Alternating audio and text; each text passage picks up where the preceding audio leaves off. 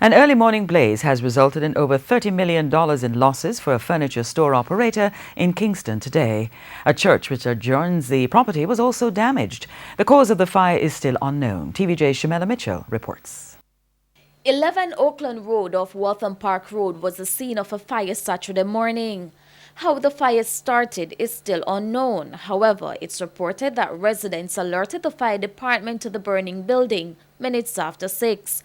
When TVJ News got to the scene, fire personnel had already put out the blaze.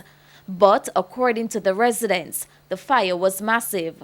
So massive that when one man tried to save items from an adjoining church that also caught fire, he had to be taken to hospital. Is that with us inside the church where the smoke coming?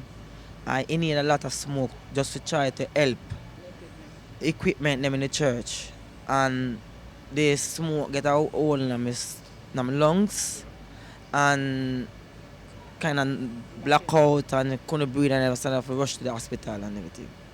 But you're okay now, though? Yeah, thank be to God. But although Mr. Salmon is now okay, furniture store operator Richard McLean is not. Mr. McLean says about 6:30 Saturday morning he was at home when he was alerted to the fire at his business place.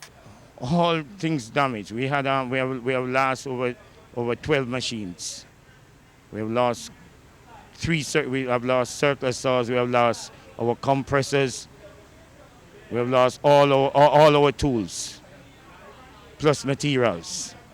It's been described as devastating. Well, to bring back this, it's going to cost us over $35,000, $35 million. The adjoining Bethel Born Again Apostolic Church of Jesus Christ was also damaged.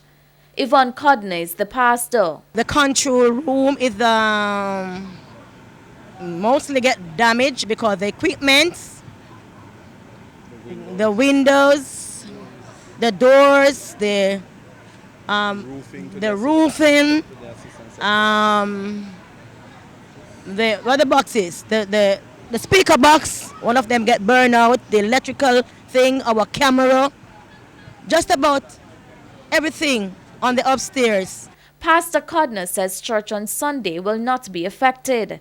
Neither will classes on Monday. Meanwhile, the furniture store operator is appealing for help. Well, I only hope that Jamaica will see us and we'll get some call to see if we can get ourselves back on the foot as quick as possible. Shamela Mitchell, TVJ News.